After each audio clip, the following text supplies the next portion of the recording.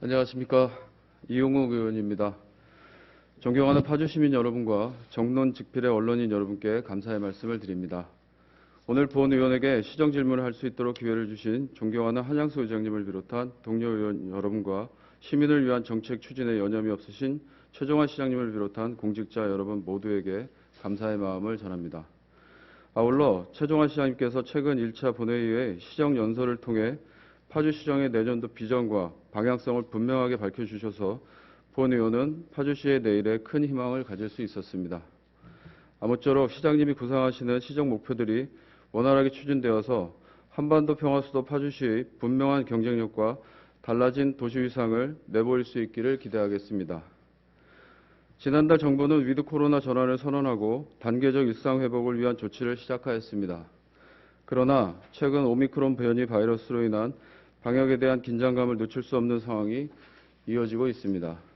방역과 위드 코로나가 공존하는 상황에서 코로나 이전으로의 완전한 회귀는 불가능하다는 것을 우리 모두는 잘 알고 있습니다. 이에 우리에게는 보다 나은 일상 회복을 위한 특단의 노력이 필요합니다. 백신에만 부스터샷이 필요한 것이 아닙니다.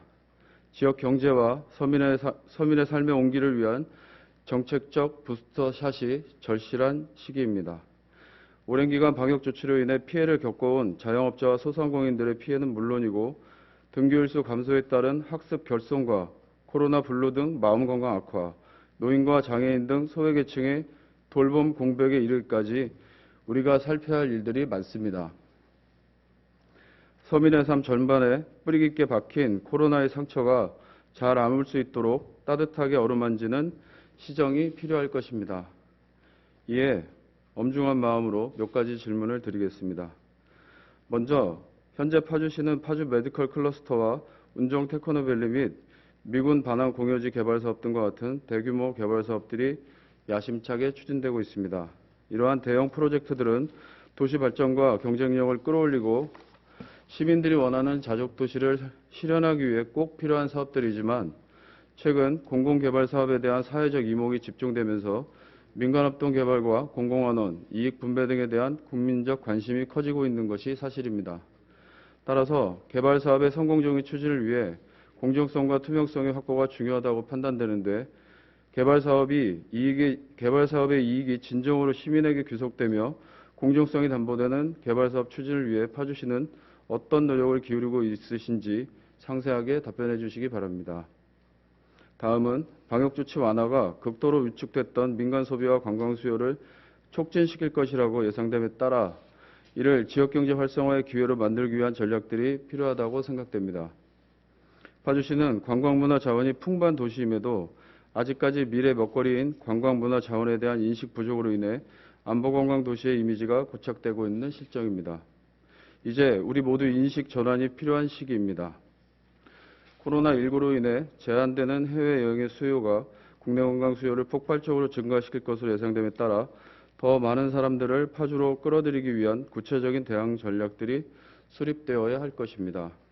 그간 많은 어려움을 겪어왔던 지역 상권에 훈풍을 불어넣고 대외적으로 파주만에 특화된 문화관광, 생태관광, 평화관광 그리고 문화도시 파주를 널리 알릴 수 있는 계기를 만들기 위해 파주시는 어떤 사업을 준비하고 있는지 궁금합니다. 특별히 최근 개장한 장단코 열병마을을 비롯하여 CJ ENM 콘텐츠 월드, 헤이리 예술마을, 막고울 등 통일동산 관광특구를 활성화시키기 위한 특별한 마케팅 전략과 현재 25만인 운정 교화 신도시 주민들을 활용한 영내관광 활성화 및 관광 거점을 상호 연결할 정책 등이 필요하다고 생각합니다. 이에 대한 파주시의 구상이 있다면 답변해 주시기 바랍니다. 마지막 질문입니다. 최근 통계청 2020 인구주택 총조사 표본 집계 결과 반려동물 양육 가구는 전체 가구의 15%인 312만 9천 가구에 이른다는 발표가 있었습니다. 우리 파주시에도 반려동물 양육 가구가 늘어나면서 동물 복지와 반려문화 확산에 대비한 정책의 필요성이 증가하고 있습니다. 사람과 반려동물의 조화로운 공존은 시대적 흐름이 되었고 동물 화장장과 같은 시설을 더 이상 혐오시설로만 바라볼 수 없는 사회적 분위기가 형성되었습니다. 이에 일부 지자체에서는 반려동물 추모공원 또는 반려동물 테마파크 등을 지역 경제와 관광 활성화를 위한 특화 사업으로 추진하고 있는 것으로 알고 있습니다. 파주시도 이러한 정책적 수요와 기회를 놓치지 말고 반려동물 공공화장장과 반려인들이 사계절 내내 파주를 찾을 수 있는 산책로, 놀이터 등 다양한 시설이 복합화된 반려동물 테마파크를 조성하면 좋을 것 같다는 것이 본 의원의 생각인데 이에 대한 파주시의 입장과 추진 계획을 답변해 주시기 바랍니다.